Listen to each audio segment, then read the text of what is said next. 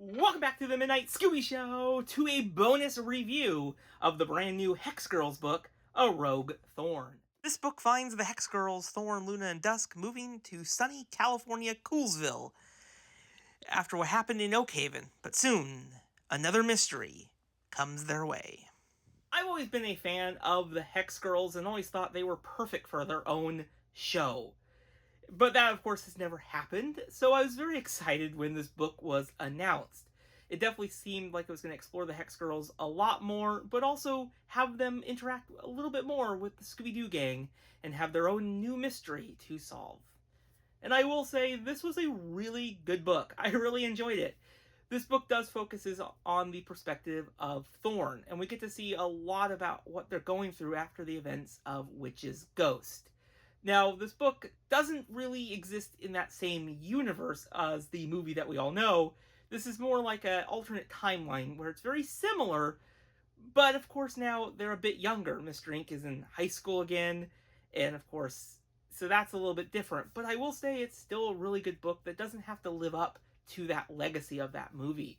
We really get to see Thorn learn a lot more about who they are as they're dealing with a lot of these emotions about what happened in Oakhaven.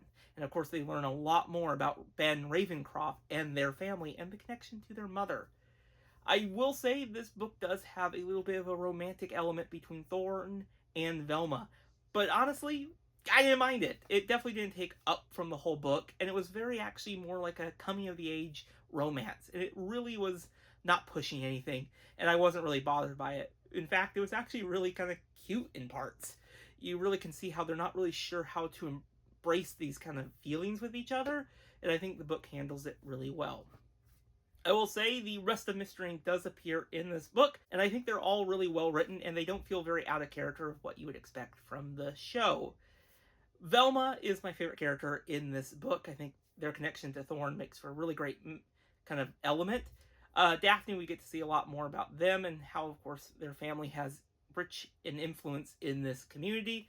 And Fred is obsessed with traps to the point where he can't even buy supplies at a bunch of stores in Coolsville and Crystal Cove. Shaggy and Scooby are unfortunately my least favorite parts of this book. They're not really developed, and Shaggy doesn't really feel what I would expect from their character from based on the show, and Scooby is fine, but they do not talk. The mystery in this book was actually really good. I really enjoyed the mystery of this Harvest Host and the seemingly connection that they're trying to make that it's actually Thorn that's doing this, and how the town slowly turns on Thorn again as they discover more about their background. Now, of course, the Harvest Host is just revealed to be some bad actors at a local pesticide company who, of course, is rotting the crops, and they're using Thorn's arrival to put the blame on them. But very much like the Witch's Ghost, that's just one part of the mystery, because there has been some strange deaths that, of course, occurred, and they soon learn that it's a ghost that's haunting the town and judging people who don't fit the right viewpoints.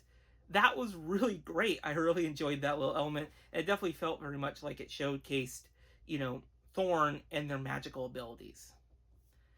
Overall, Rogue Thorn was a really good book. I actually really enjoyed it a lot more than I thought. I really enjoyed the perspective of the Hex Girls. We get to learn a lot more about their characters.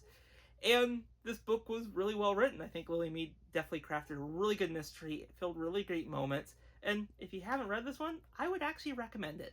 I think you'll really enjoy it, especially if you're a fan of the Hex Girls.